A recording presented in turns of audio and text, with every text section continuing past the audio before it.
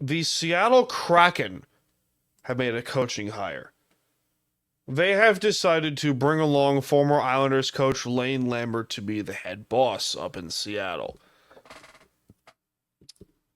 I will admit, I was not particularly fond of the Lane Lambert firing of Lane over here on Long Island. I will say that I will admit that.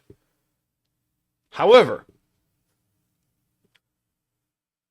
after now a couple years of thinking about it, was the right move, but also was a bad timing depending on who you ask, because Lane was also taking over for Barry Trotz after he got fired as well.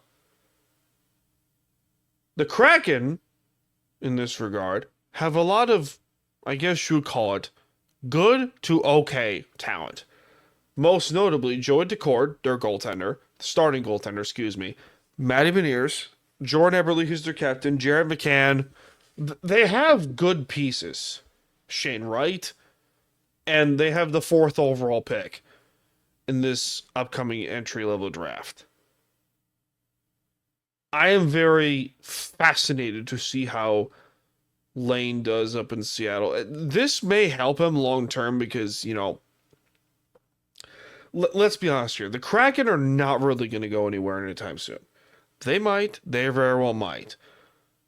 But Dan Bylsma, in his defense, say what you want, Penguins fans, was not really given a fair shot in Seattle to really show what he can do. Now, this is also a franchise that has went through Dave Haxtell, who stunk, and Dan Bylsma, who, say what you want, again, he's not the worst coach in the world, but he's inconsistent. So, it is what it is. It is that it is, depending on who you say. And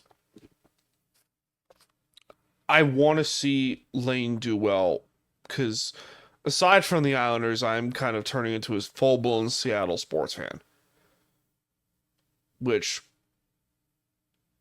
again, say what you want, but that's just my preference. My preference, people.